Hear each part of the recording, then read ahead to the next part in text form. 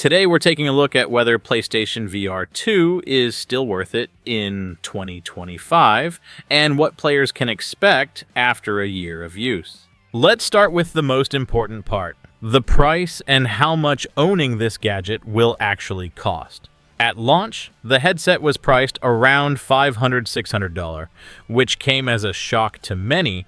The device was more expensive than the PS5 itself. However, starting this year, the situation has improved. Sony reduced the price by 20%. It's important to understand you don't need any additional cameras, adapters, or special lens attachments to use PlayStation VR2. This is a completely self-contained headset. You just take it out of the box, plug it into your PS5, and start playing right away. Now, let's talk about the games. When it comes to pricing, things are actually pretty reasonable here. PlayStation VR2 games are noticeably more affordable compared to standard PlayStation 5 titles, which is a nice change of pace for gamers used to paying full price for every new release. But that doesn't mean everything has been perfect.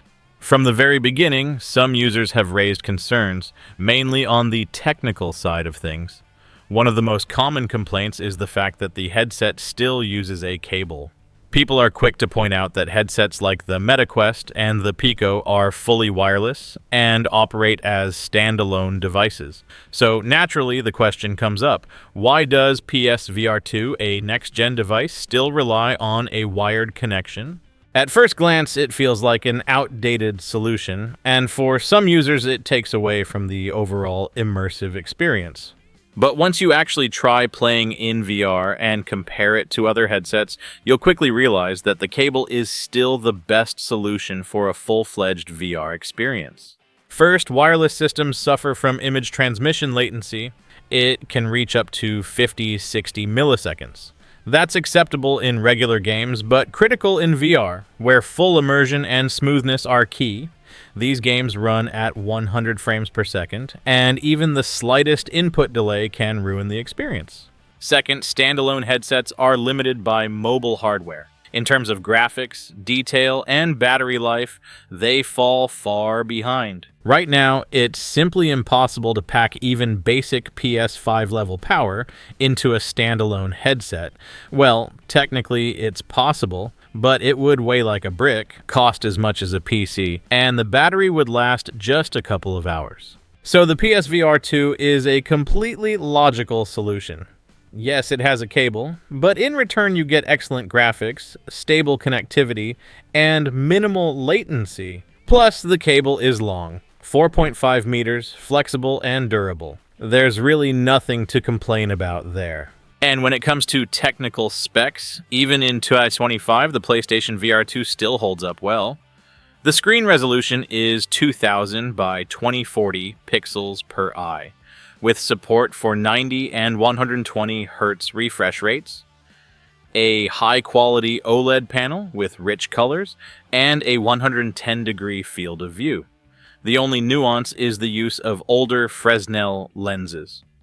They have what's called a sweet spot, a small area of optimal focus, so if the headset isn't positioned correctly, the image can appear blurry. To get a clear picture, you need to wear the headset properly. Fortunately, it's highly adjustable, and after just a few days, you'll start finding the perfect fit instinctively.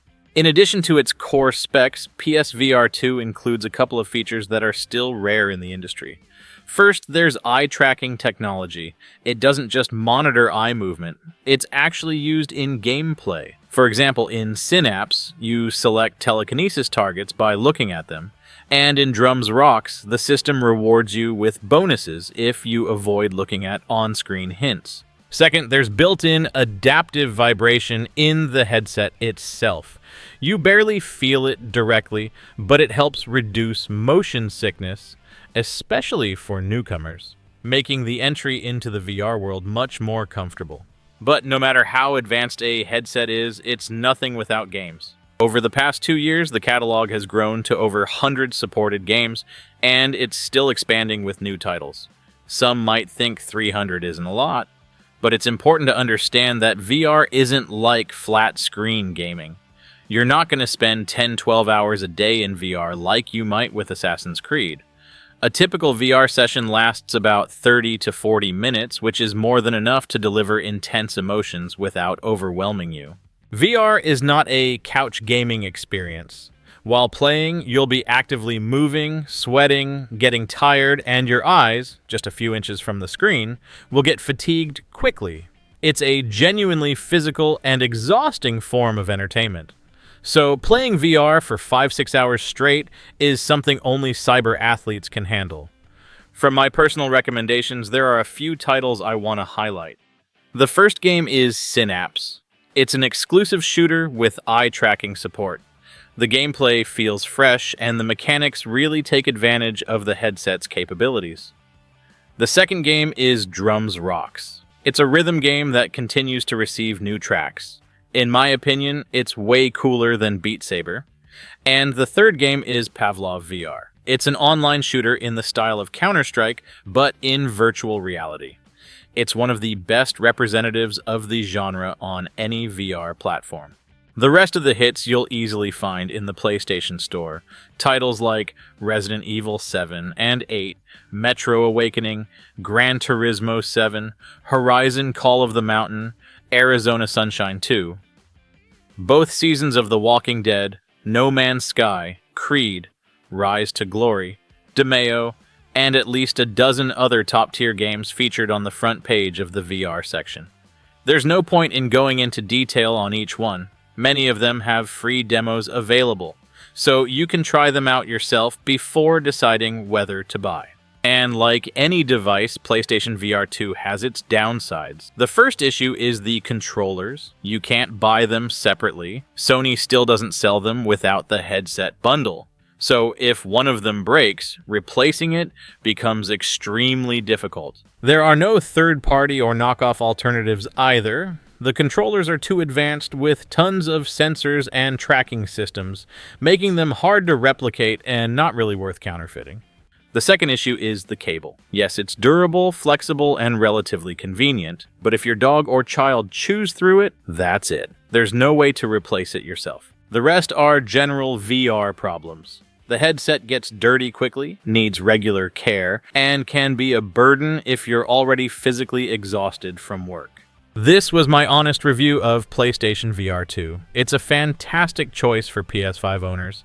It's the most affordable yet high-quality way to dive into virtual reality. The headset is excellent, delivers an awesome experience, and guarantees tons of new impressions.